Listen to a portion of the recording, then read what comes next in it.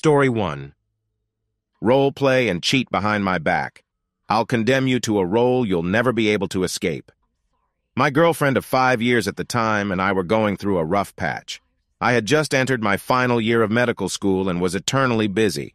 Even though we lived together, we never really spent time together anymore because of the sudden lack of free time.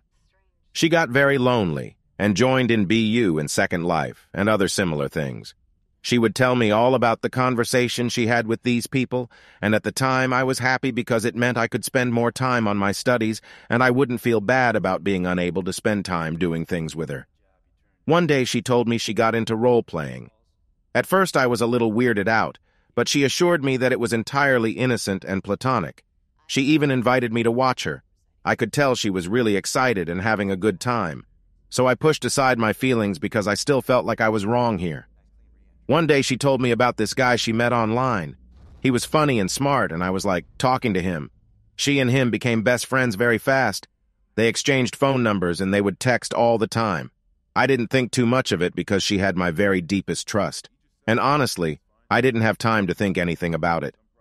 This went on for a few months. Eventually, she started changing. Although it was so slow, I didn't notice. She stopped telling me about what went on online. She was never more than an arm's reach from her phone, and she changed her passwords on all of her devices. I was so afraid of losing her. I didn't push anything or ask about why she was changing. I figured it was all my fault because I was unable to spend time with her. One day, though, I decided I needed to change for her benefit.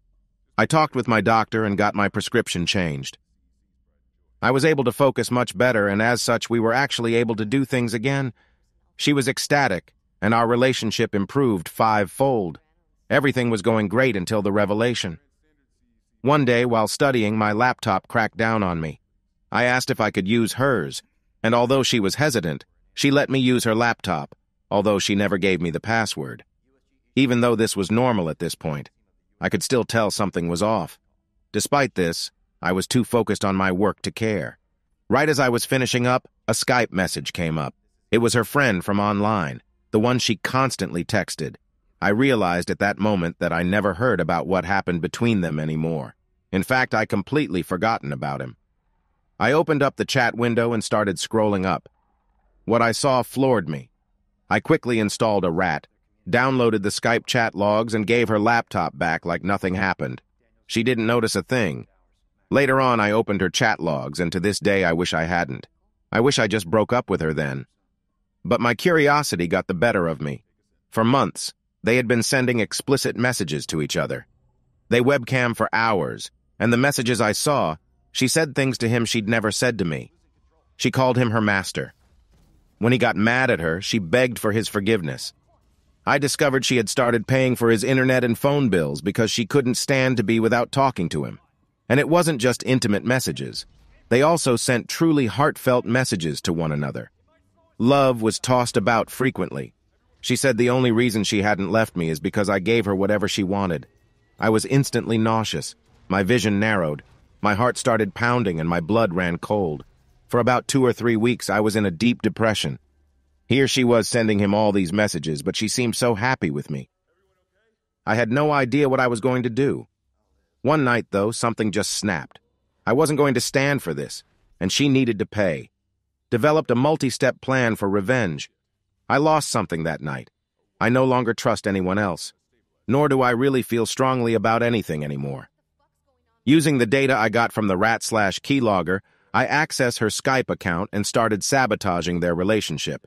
I would act as her. I acted belligerent, scheduled for webcam sessions, and then would not show up. I told him not to text her phone because I was getting suspicious. Luckily, he was the type to get angry easily. Furthermore, he knew nearly all of her close online friends oftentimes better than she did.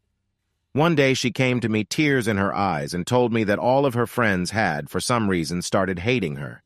She was crying because she was all alone. But I assured her that we still had each other. Now all of our free time was spent together again. Our relationship grew ever stronger, or so she thought. I also started lifting weights. I started cooking high-calorie meals, and she ate whatever I gave to her, whereas we both had around 2 calories a day before. Now we ate 5K calories per day. I gained a lot of muscle where she just gained a lot of fat. After 9 months, I was in better shape than I'd ever been, and she was in the worst shape of her life. I reassured her that I still loved her for who she was, though, and she seemed content with it. After she had gained around 40 pounds, I bought anti-smoking patches and I applied them to her in her sleep and took them off before she woke up. This literally got her addicted to me. Whenever I was away for a few days, I would get texts and calls where she seemed like she was on the verge of breaking down because of her weight gain.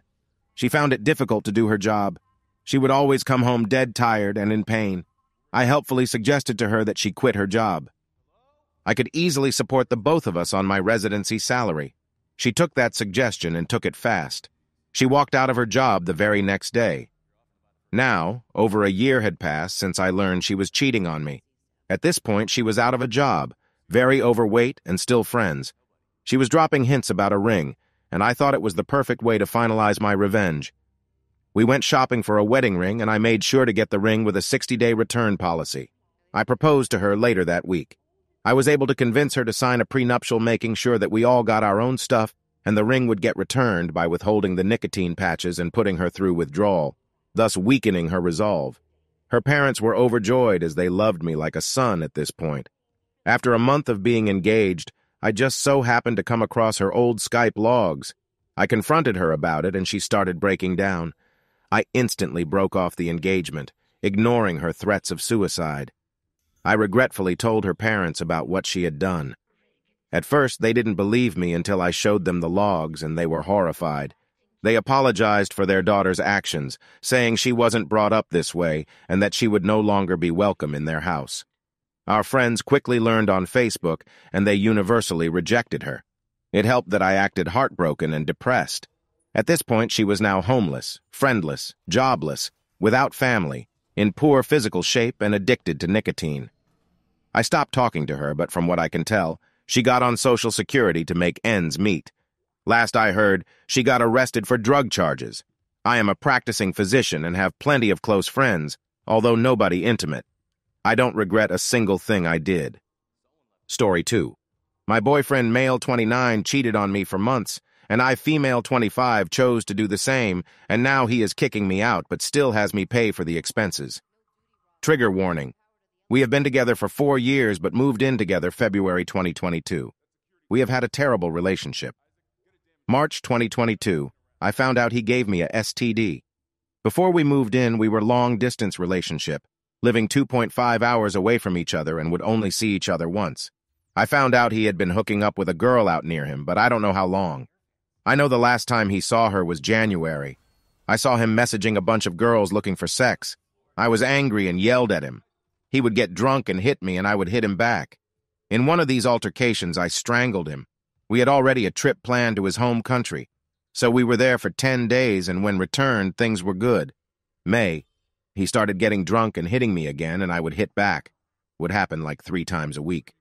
Continue to see him messaging girls looking for sex, June.